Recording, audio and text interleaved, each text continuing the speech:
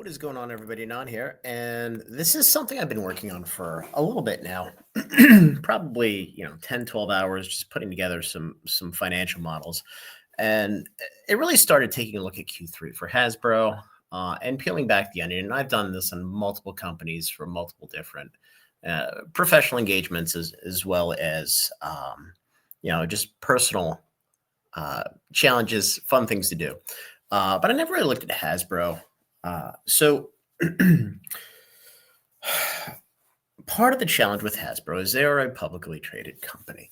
And as a publicly traded company, and I was the CFO of a publicly traded company at a point in time for a little bit, uh, which it's a miserable existence. But the mindset is if I don't make the current quarter, I may not be here for the next quarter. And if I don't make the next quarter, I may not be here for the quarter after that.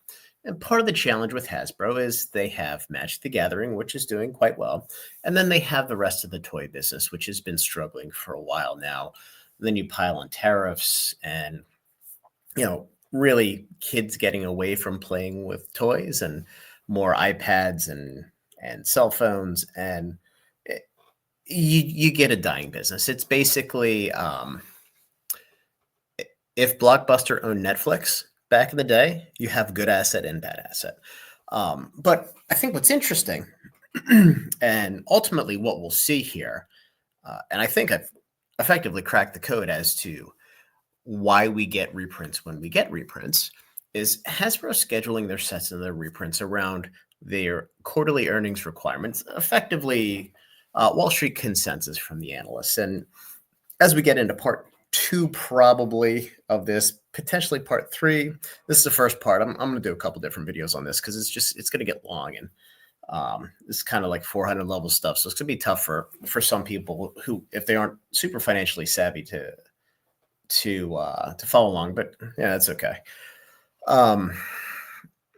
They're dumping a ton of product on distribution now. So they've just dropped Tarkir Play. They've just dropped Final Fantasy Play. They just opened orders for Spider-Man Play, which is very, very interesting. And we'll get to this in a later version of this, or a later video on this topic. It took them 5 weeks to reprint Spider-Man, but it took them 5 months to reprint Final Fantasy. Well, I don't want to bury the lead, but it's not because they can. It's because they chose not to. So different conversation. But we're getting Commander decks out the ass. We just got Duskborn, Ixalan, Bloomburrow. Now we're getting Tarkir, Aetherdrift, Edge of Eternities are coming next week. So we're at the point where Hasbro has dropped so many reprints on distribution that I'm starting to get calls from distribution saying, hey, do you want any of this product? We're running out of space in our warehouse. Now, they're running out of space in warehouses that are barren of Pokemon. Now you have Phantasmal Flames. I'm so tired. Phantasmal Flames coming out in 2 weeks. So, there's obviously product in there. There's been a ton of EX boxes and releases here in October, November, going to the first week of December and all the waves and stuff. So, there is some semblance of stuff taken up in the warehouse. But generally speaking, Wizards of the Coast is inundating distribution with product. And we have Murders at Karlov Manor and Lord of the Rings Commander deck reprints coming in the next couple weeks. And then Q1, you have Edge of Eternities, and you have Lorwyn. There's 7 million secret layers. I don't know if those of you who pay attention, but there have been an assload of secret layers that hit. So you start to look at the behavior. And what I decided to do was take a look at the financials, peel back the onion, deep dive, and see what the correlation looks like. So, again, long story short, and at some point we'll get to slide 2, Hasbro could single-handedly crater Pokemon by dumping Magic, and then they would effectively, as we go through the financials, if Magic goes into a bear market, there's going to be an issue. But by dumping so much product, if Pokemon does the same thing in Q1, and I know the rumors going around. I assume the rumor probably came from me about a month and a half ago. distribution is going to have to move product as quickly as it can. The market's going to get saturated. And that's part of the issue with everything that's getting dumped by Wizards. They're now dumping product on distribution that there's no margin to begin with. So now they're back at Avatar Jumpstart boxes. Stores are selling for $89.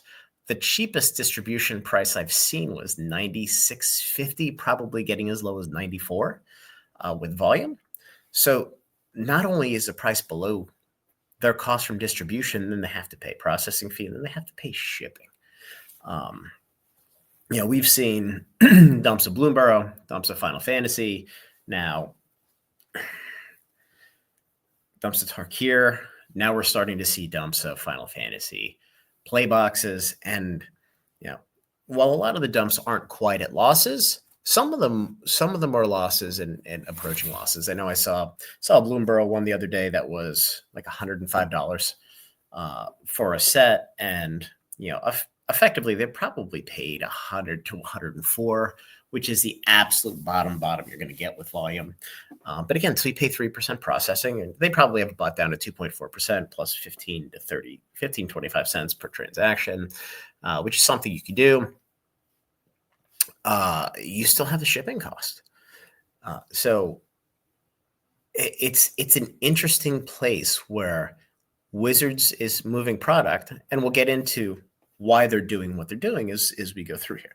So let's go, and we're going to do a little bit of background, just a little bit of high level here. So Hasbro Inc., an oversimplistic summary of the business. So here on the right, we see Mr. Chris Cox. I actually tried to find a good picture. I'm glad he got his haircut for the picture. There's going to be a little bit of levity in here.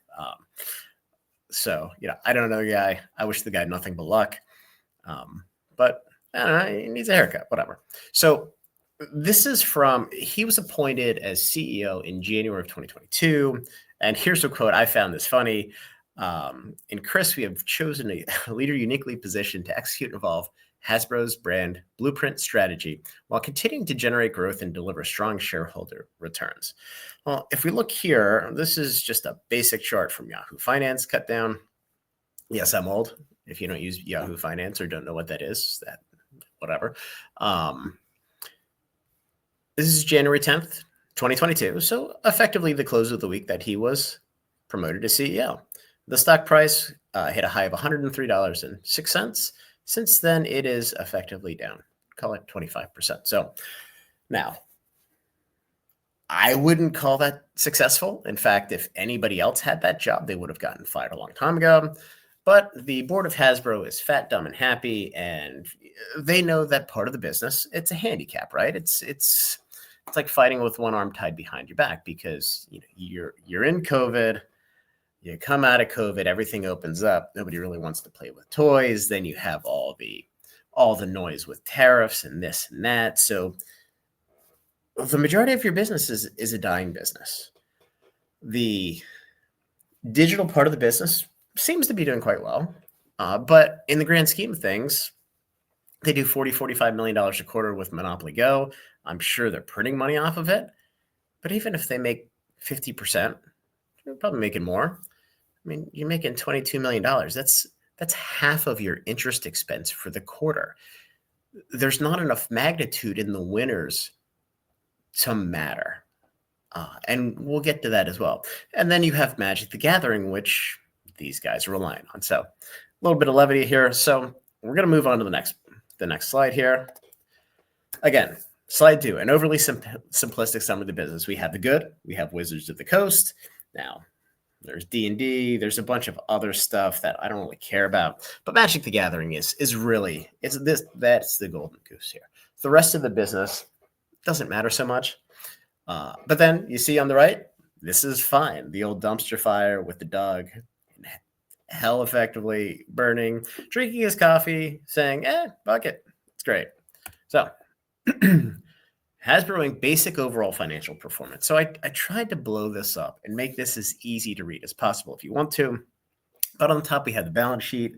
Starting from left to right, you have the end of Q3 2025 and Q4 of 2023 on the far right. I didn't want to add any more because quite honestly, you go back prior to 2023, you get all the weirdness in the end of COVID and the numbers really don't mean shit.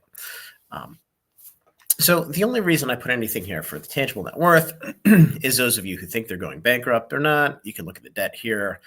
Uh, but really, the tangible net worth, again, if they were to liquidate, everything's negative. That's because the margins on their products are reasonably high. And also, as public companies, generally speaking, there is a healthy amount of debt you keep on the business. Keep in mind, these guys are paying approximately $98 million of cash in dividends per quarter that they could have paid down their debt. But, you get into your debt equity and, your theoretical financial analysis of what the most efficient capital structure is to maximize your return on assets, your return on investment, and all of those happy metrics that people love to spend a lot of money to do the research on. And quite honestly, at the end of the day, they really don't mean a whole hell of a lot because people don't like your product and they don't buy it, you're fucked anyway. So moving to net income or the income statement, we have net revenues here. And what's super interesting, and I didn't realize this, Q3 is their big quarter.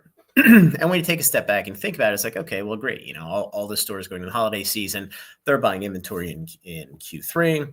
And for those of you who don't have an education or understanding of accounting, when Hasbro sells the product to a vendor, that is when they book the revenue. That is also when they book the cost of sales. So until then, it's sitting in an inventory account. At that point, once the title transfers on the product, things move. So as an aside, and we'll get to this at some point, if you look at Spider-Man, so Spider-Man collector boxes for Amazon. Amazon is a platform where they're just a marketplace. So even though Amazon is fulfilling the product for Wizards of the Coast / Hasbro, until the customer pays, and quite honestly, until that item is shipped, because Amazon has a pretty liberal cancellation policy, the title doesn't transfer, so it is not a sale until that product ships.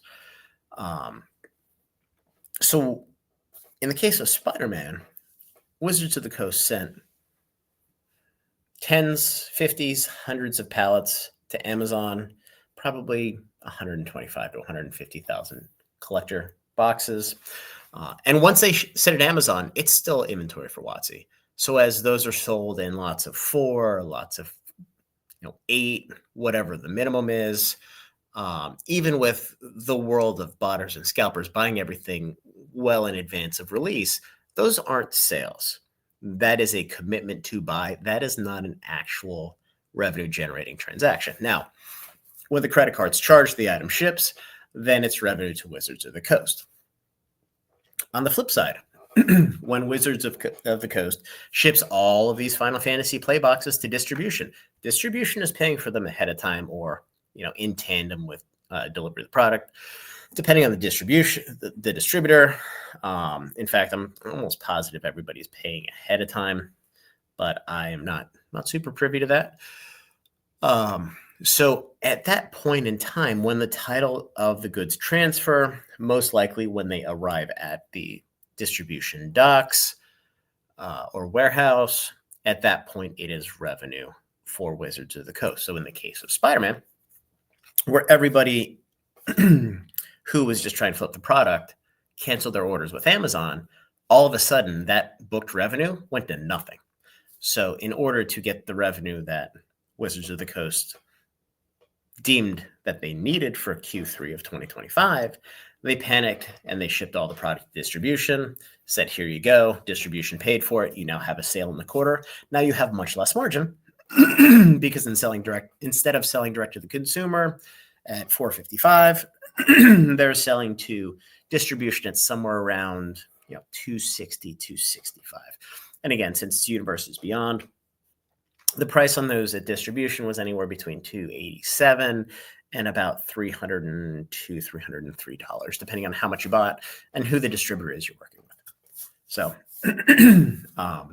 and it's also interesting because Spider-Man happened to release on September 26th, I believe. So 4 days before the end of Q3. So as we get into the financials, what you're going to see is the tail wagging the dog. So the target financials are really going to start to determine how many sets do we need? How many secret layers do we need? How do we start to build from the ground up what the revenue looks like? And then the margin in addition with Magic the Gathering, because as we're going to see in the next slide, the rest of the business is a rounding error. It is nothing. So looking at net revenue here, you have your Q3 after that long tangent about when revenue gets booked. Q1's obviously the lightest. And what I did here is there are these two big goodwill write-offs. I added those back. So this is effectively Hasbro made some very, very awful acquisitions in the past. And when they get to the point where those assets are now impaired, meaning when you acquire a company, you book the assets, you book the liabilities, and the difference between those two and the purchase price gets fed into goodwill in its most simplistic manner. Now, if those assets get to a point where they no longer are going to generate over a reasonable period of time earnings equal to that goodwill, you have to reduce the goodwill on the balance sheet to something that can reasonably be attained. So in these two cases, assets that they paid $1.022 billion for, and assets that they paid $960 million for, or something greater than these numbers, were reduced by $1 million or $1.022 billion and $960 million.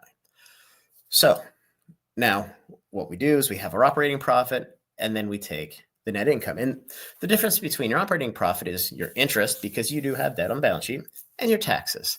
And the reason why taxes matter here is they do have a lot of international sales. They have a lot of different jurisdictional sales. So we're not just talking about United States corporate income tax, which is a flat 21%. It is a very complex tax system because every little jurisdiction, I mean, you get to Europe, the taxes between countries, within countries, it gets very complex. And it's not as simple as saying, oh, well, the company only made $100 billion or $100 million. They're going to have to pay $21 million of tax. Every little profit center, and a profit center, I'm saying, say they're selling in Belgium. Whatever the profit and loss is in Belgium on that tax return is what they're paying tax on. So the tax expense is effectively aggregating probably 150 countries of tax returns. And again, I'm sure they disclose this number. I just didn't care enough to look for it because it doesn't matter. But that is actual cash going out the door. That's why you have to back it out to get net income. Now, there is a small non-controlling interest. If you notice, it's less than $1 million. I guess there's an asset in the UK that they only own 70% of. Again, not relevant for any of this. Just light it on fire with the rest of the business. So what we see with adjusted net operating profit here, or I should say adjusted net income, you're 233, 160, then you're down to 99 in Q1. And Q1 is the weakest quarter. Q4 of last year, of 2024, was pretty bad. And again, I think it was because of the toy business. It's consumer products or whatever they call it. Q3 was pretty good. Again, last year, Q2 was okay. Q1 was okay. But you can see, the margins are reasonable.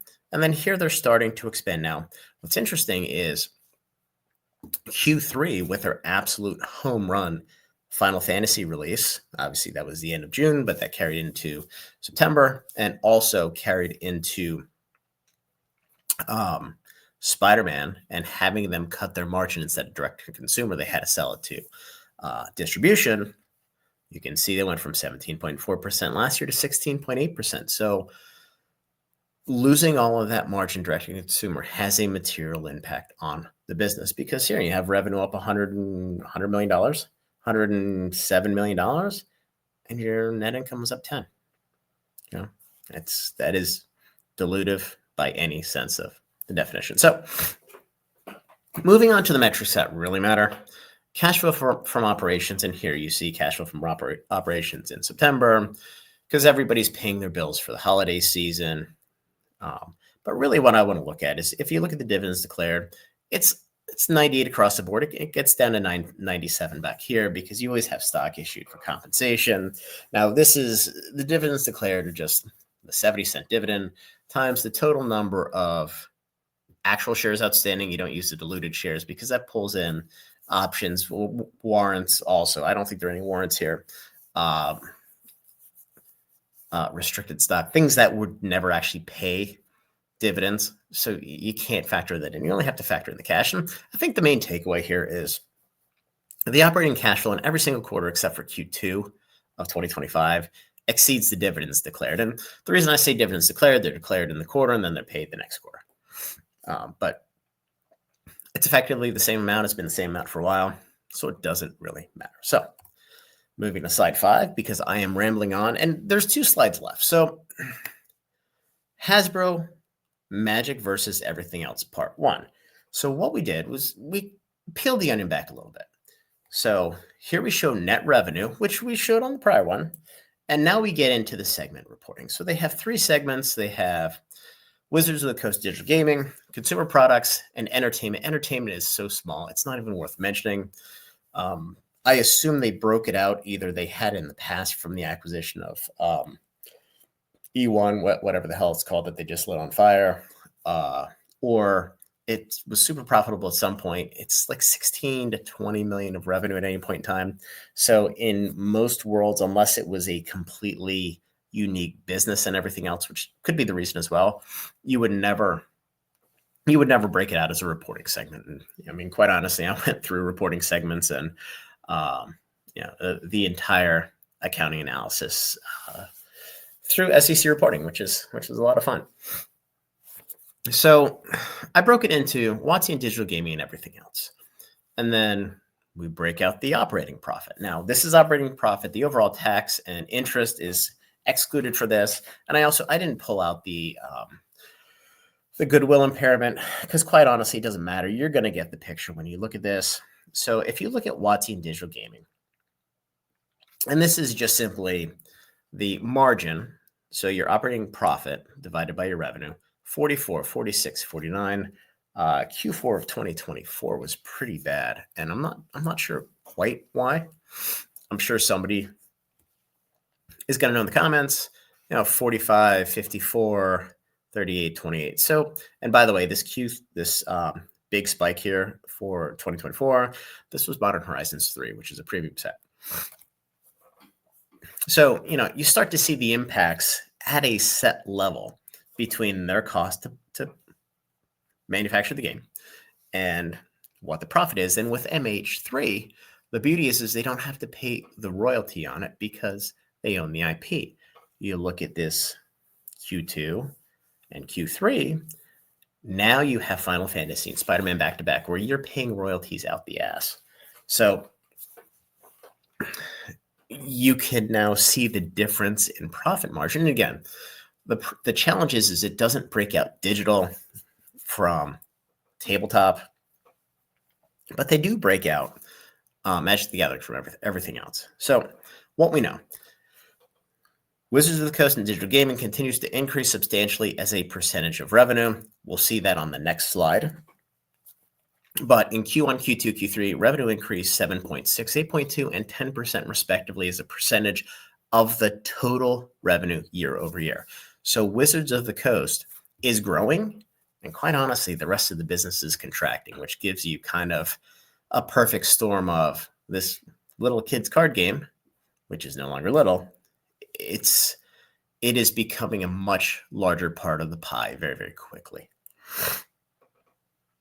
So everything else, we look at 90 minus $1 billion, minus 59, minus 21, 121, minus 35, minus 7. Again, this is operating profit. So this is excluding interest and tax. So this is just if I have no debt and I don't pay tax, what would my profit be? And again, you have, I think this is like $1.020 billion of impairment. This was like 900K. So something happened in Q4 of 2023. I don't know if they kitchen sinked it, if that was when they sold off their studio or whatever. But there's some sort of write-off in there in the operations that I just didn't dig into because it's so far back. It doesn't really matter. I only really care about the Magic numbers there because we can compare that to Q4 of 2024. So you have year over year. And then, 2025, at some point I'll get into forecasting and see what it looks like. So everything else, the operating profit is quite honestly terrible. The $1 billion goodwill impairments are due to poor acquisitions by management in the past, which I mentioned. So what else do we know? Secret layers are increasing exponentially. Not only are they increasing frequency, but they have gone from the fixed print runs to printing the shit out of these things. I mean, I remember some of the smaller ones that nobody wanted. They print 3,000 of them, 5,000 of them. But now there's so many botters.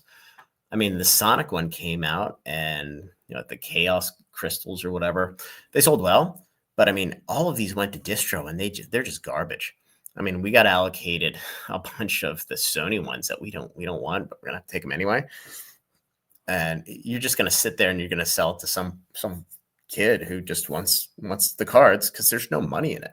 Like Secret Lair is, I know there are people that bought them, purchased, but like running a automated checkout where they're making money off these. But in my opinion, Secret Layers it's such dead money and it's such a racket. It's quite honestly, I understand why they did it from a business perspective, but from the game perspective, it's quite honestly cancer. But Universes Beyond sets are increasing in frequency. They're increasing in size and magnitude. You go back to 2023, you had Doctor Who, which was just a little commander set. You had Fallout in 2020. I think that was early 2024. I don't know. I don't recall exactly. But now you have full-on Final Fantasy, the whole suite of SKUs. You have Spider-Man, which they crammed in here because they know they didn't have a fucking shot at hitting Q3. But again, I'm just bearing the lead for later. That's why they pulled it in. That's why they pushed Lorwyn out, because they knew you had this number right here for Q3 of 2024, where WotC profit was 181 right here. They had to beat that, and then they were trying to beat this number sequentially. Releases are coming at a more rapid rate. I think they added one more set in 2026 versus 2025. The challenge is when the rest of your company is a melting ice cube, the only way you're going to grow, because look, when that Cynthia Williams chick was in here and almost burned it to the ground as well. In fact, I'm not quite sure it was her. It may have been, our boy Chris Cox with the, needing the haircut. They tested the fence on how much demand there was for this product. They saturated the market and they almost killed it, which is quite honestly what they're doing now. But the only way you can't do that, because there is a maximum amount of product that you can sell. And they decided to be pig whores with Spider-Man and remove the serialized card so they could continue to print, because they need revenue in Q4. Why do you guys think that there is a Spider-Man play reprint coming? They know they need revenue in Q4. They don't have a backstall for it. And now they're panicked because Spider-Man was an absolute disaster. So these were reprints that were in the works for months. It's not like they're like, oh yeah, this Spider-Man selling for below distro cost, let's hit the printers. No. And the fact that they also have it coming 5 weeks after release or 6 weeks after release, but it took Final Fantasy 5 months. Look at that big gaping hole in Q4. We'll get to it. Shortly, but there's a maximum amount of product that people are going to want to take. And with Spider-Man, they took all the investors out because nobody's going to fall for that, at least for another 2 sets until Lorwyn comes out. So now you have the players who, quite honestly, most of them don't spend that much money. They just buy singles. So they've basically kneecapped themselves because they were greedy and they were stupid, which is what they always are. And again, it's going to get back to, they are back solving for what they need in the quarter. We'll get there. So the releases are coming at a more rapid rate. I believe there's one additional set in 2026 versus 2025. And lastly, the company is so reliant on Magic the Gathering. If Magic enters a bear market, and it's goddamn close, the company has nothing left of magnitude to prop it up. I think I mentioned the Monopoly Go. I think in the last quarter, they disclosed they did $44 million of revenue. Even if the profit margin was 100%, which it's not, $44 million doesn't cover their interest expense. So the reason they break it out is because it's their second best asset next to Hasbro. Like, it's their most profitable. So the beauty of failing companies is they look for any little bright spot, and on earnings call, they try to get all the focus on those bright spots. So you know what the good parts are. You just assume the rest of it is just a complete pile of garbage, which takes us to the last slide for tonight. Magic versus everything else, part 2. So to further drill down, we have a great disclosure of Magic the Gathering revenue. So you have net revenue, Magic, and then everything else. So what I did, and I want to go all the way to the right. So Magic is a percentage of the total. So in Q4 of 2023, there's my cursor, 20%, 31, 33, down to 23% in Q3 of 2024, 18% Q4, and Q3 and Q4 were pretty dismal because MH3 came out and was a banger here, and then we kind of fell off with some crappy sets. Now I think we had Bloomborough here in Q4, but here you had Foundations, which didn't sell well, and Duskborn, which sold okay. But they're 2 regular sets. That's why when they talk about Universes Beyond, they know that there is only so much product they can sell for their own IP. So they're trying to expand into other IPs to sell more product to folks that they don't care about the Magic IP. They only care about that IP. So they're trying to double dip. You get the Magic folks, and you get the folks that like the other IP. That's part of the reason with that. Part of the problem with Avatar is you have the Magic folks that are going to eat it up, but the folks that are only Avatar that aren't Magic, you can probably count them on one hand because they're just fucking nerds or they're kids. It's one of the two. So we go to March. My cursor keeps hiding on me. So 39%, 42%, and then in Q3, 33.1%, but you're up 10% year over year. So remember, the September quarter is their largest quarter of the year because they are shipping toys and everything for the holiday season all over the place. So it is their big money season for their consumer products. In spite of that, Magic revenue still grew 10% year over year, not 10 actual full percentage points. So from 23% of the total to 33%. This is an astronomical fucking gain in Magic. Q2, 8.2%. Q3, 7.6%. And then year over year in Q4, minus 1.1%, which is effectively flat. So down here, just real quick, I broke out full sets from mini sets. I'm working on a couple different things for the next video, between starting to map out the sets and the reprints by quarter and associating it with revenue, and then going to the actual distribution numbers and my best guess on what they're getting in conversations I've had with multiple reps, a bunch of folks. I won't name the distributors. I'll just call them 1, 2, 3, 4, 5. To kind of back into what I think the revenue is from distribution, what we think the revenue is from Amazon. Now, before I get into that, what's interesting is the end of 23 and early 24, we had these mini sets, and here it was Lord of the Rings holiday set, which was quite honestly terrible to start. Now it's amazing. And then the Doctor Who, which was just Commander decks.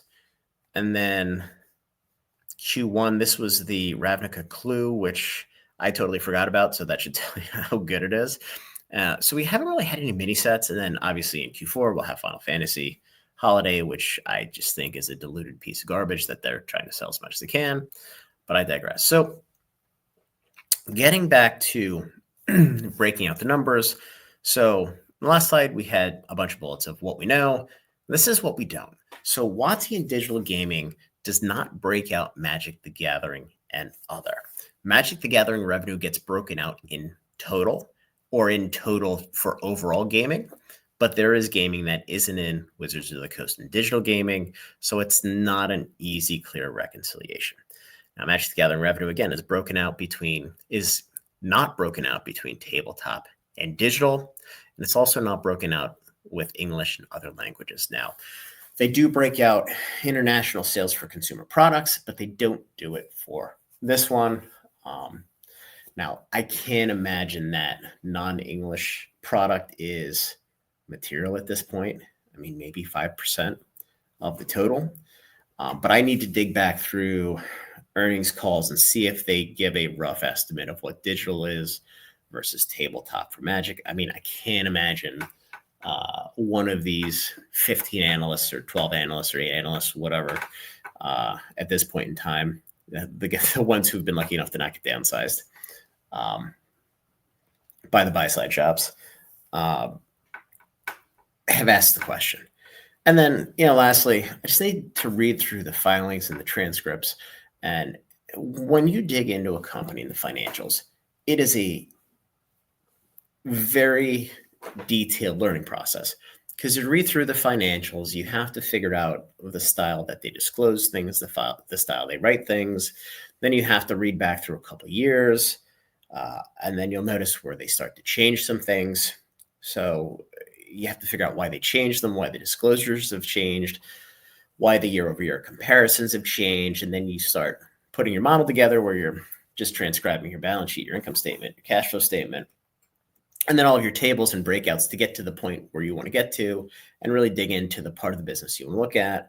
And then you're going to tweak that a couple different times to get to, you may not get to the solution or the answer you want right away.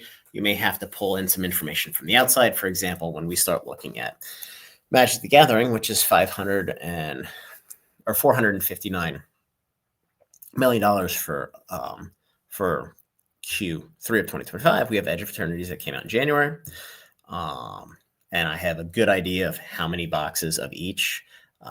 And I have ratios based on play boxes. The other thing that's really interesting with Spider-Man and Avatar is the percentage of we'll get to this again, probably in part 2, maybe part 3. The percentage of collector boxes, or the total collector boxes, the percentage of play boxes, has continued to increase. And so has the percentage of gift bundles. So they are not only raising prices, because Lorman has a massive increase in MSRP and my cost from distribution's cost from Hasbro. Again, there's only one way you keep this hockey stick going. If your demand is relatively static, you either put in more sets or you increase the price. That's it. There ain't that many variables. But Avatar has almost twice the number of gift bundles. They're the commander bundles and what Spider-Man did. From a collector box perspective, they're up about 15%. And again, we'll get into the actual numbers in another video. Versus Spider-Man. Now, the other thing I don't know is how much inventory is going to Amazon direct to consumer. Now we can start to make some estimates. So, for example, if I can get a rough percentage from any earnings transcript of what digital is for Magic versus tabletop, then I can back into to almost the exact numbers, because I have a high degree of certainty that I have the distribution piece of tabletop nailed. So then, by definition, the backsolve, it's going to be your reprints and it's going to be Amazon. And for the reprints, especially for the newer ones, I have a good idea of how much quantity of each has gone to distribution.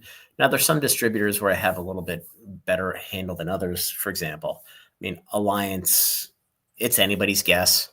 I just kind of assume Alliance and Magazine Exchange are approximately the same size, and they're probably number 4 and 5 size-wise. I could be totally wrong. But GTS, PhD, and Southern, not only can I look at my spend, and my spend's consistent, I can see how much I'm getting for that spend. So that gives me at least a benchmark for relative size. And then when I look at my individual SKUs as a percentage of play boxes, they all tend to be very similar across all distribution, which again gives me a high degree of certainty that if I can pinpoint how many play boxes there are, I can back into everything else based on what my allocations look like, because it's going to vary from warehouse to warehouse, because the purchase orders are all a little bit different from set to set, from distro to distro, from warehouse to warehouse. But over a long period of time, these trends should all revert to the mean. So anyway, guys, Hopefully this was interesting. Again, it's a little bit of a 400 level class. It's not the normal, buy Pokemon, rip packs, pay me $2 a pack, and if you don't, you're stupid. But if you have any questions, feel free to comment. I don't always read them, so join the Discord. Feel free to PM me, ask some questions, and then we can dig into this. If you have any information that I don't have, please do that and PM me. So anyway, like the video, subscribe to the channel, join the Discord, and we'll probably hit part 2 in the next couple days. I have some work to do, but I figured I'd throw it in PowerPoint, make it look professional to some extent, and go from there.